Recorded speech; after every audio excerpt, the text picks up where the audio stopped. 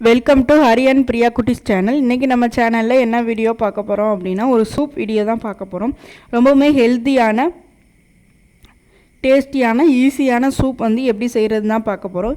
இது வந்து பர்ஃபெக்டான சூப்புன்னு சொல்ல முடியாது. நாங்கள் வந்து இதை வந்து கறி தண்ணி அப்படின்னு சொல்லுவோம். ரொம்பவே உடம்புக்கு வந்து ரொம்ப நல்லது. கறி குழம்பா சாப்பிடாதவங்க கூட இந்த மாதிரி சூப் மட்டும் வச்ச மாதிரி கூட வந்து குடிச்சிக்கலாம். இது வந்து ரொம்பவே சிம்பிள். அதாவது நீங்கள் எப்போல்லாம் வந்து மட்டன் சிக்கன் எடுக்கிறீங்களோ அப்போல்லாம் இந்த மாதிரி மட்டனில் மோஸ்ட்லி நல்லா டேஸ்ட்டாக இருக்கும். சிக்கனில் நான் ட்ரை பண்ணதில்லை, பட் மட்டனில் வச்சிங்க அப்படின்னா வந்து நல்ல ஒரு டேஸ்ட்டாக இருக்கும்.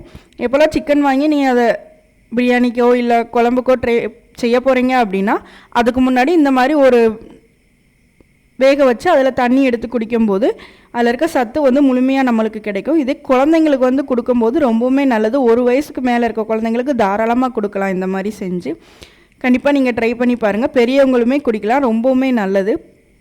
வாங்க இதை எப்படி செய்யலான்னு பார்க்கலாம். ஃபஸ்ட்டு இதுக்கு வந்து நான் வந்து மட்டன் எடுத்துக்கிறேன். எவ்வளோ மட்டன் இருக்கோ அவ்வளோ எடுத்துக்கலாம். இப்போ நான் இருக்க மட்டன் வந்து ஒரு குக்கரில் வந்து சேர்த்துட்டு இதுக்கு தேவையான பொருட்கள் ரொம்ப சிம்பிளானது தான்.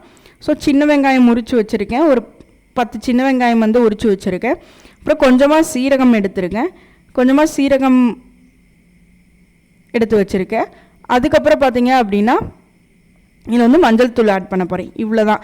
இதில் வேறு எதுவுமே நம்ம வந்து ஆட் பண்ண போகிறதில்ல. இது மட்டுமே போதும்.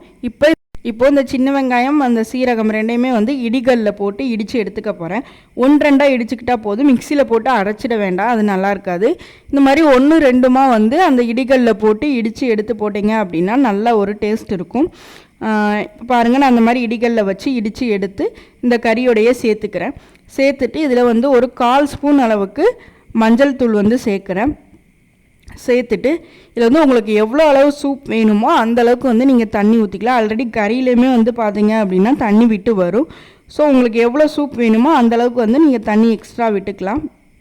இப்போ நான் ஒரே ஒரு கிளாஸ் தான் விட்டுட்டு இதில் வந்து நம்ம தேவையான அளவு உப்பும் சேர்த்துட்டு நம்ம இதை குக்கரை க்ளோஸ் பண்ணி ஒரு 4 விசில் விட்டு எடுத்தால் போதும். நம்மளுக்கு வந்து ஈஸியாக ரெடி ஆகிடும். ஸோ கறியில் இருக்க ஓரளவுக்கு எசன்ஸ் வந்து இறங்கியிருக்கும். நம்மளுக்கு எல்லாம் சூப் வந்து சூப்பராக ரெடி ஆகிடும். நீங்கள் நல்லெண்ணெய் சேர்க்கனாலும் சேர்த்துக்கலாம், இல்லை இறக்கிட்டு கூட சேர்த்துக்கலாம். நான் வந்து இறக்கிட்டு தான் சேர்க்க போகிறேன். இப்போ பாருங்கள், 4 விசில் விட்டு எடுத்துட்டேன். ஓப்பன் பண்ணி காமிக்கிறேன். பாருங்கள், நல்லா வெந்துடுச்சு. கறியுமே நல்லா வெந்துடுச்சு. எல்லாம் ஆட்டா கறியாக இருந்ததுன்னா 4 விசில்லே வந்து ஓரளவுக்கு 3/4 பதம் வரைக்கும் வெந்துடும். ஸோ நல்லா வெந்துடுச்சு. இப்போ பார்த்தீங்க அப்படின்னா தண்ணி பாருங்கள் எப்படி இருக்குன்னு, நல்லா கலராக சூப்பராக இருக்கும். இதுக்கு நீங்கள் ஒரு டைம் கண்டிப்பாக நீங்கள் ட்ரை பண்ணி பார்க்கணும். நல்லாவே டேஸ்ட்டாக இருக்கும். இப்போ இந்த தண்ணியை வந்து ஒரு கிளாஸுக்கு வந்து எடுத்துக்கலாம். எடுத்துட்டு இதில் வந்து கொஞ்சமாக நல்லெண்ணெய் மேலே ஆட் பண்ணிக்கலாம். நல்லெண்ணெய் ஆட் பண்ணி குடிச்சிங்க அப்படின்னா இன்னுமே நல்ல டேஸ்ட்டாக இருக்கும். அதோட கொஞ்சம் பெப்பர் தூளும் போடுறவங்க போட்டுக்கலாம். நான் வந்து வெறும் நல்லெண்ணெய் மட்டும்தான் ஆட் பண்ணிக்கிறேன். உங்களுக்கு பெப்பர் தூள் போடணும் அப்படின்னா போட்டுக்கலாம். இது குடிச்சு பார்த்தீங்க அப்படின்னா வந்து அப்படி ஒரு டேஸ்ட்டாக இருக்கும். கறி குழம்பே மிஞ்சுற அளவுக்கு நல்ல ஒரு டேஸ்ட்டாக இருக்கும். இந்த சூப் மட்டுமே போதும், ரொம்ப நல்லது. குழந்தைங்கள்லாம் வந்து இப்போ 1 வயசு குழந்தைக்கெலாம் இந்த மாதிரி சூப் எடுத்து ஸ்பூனில் வச்சு கொடுத்தீங்க அப்படின்னா வந்து நல்லா சாப்பிட்ருவாங்க.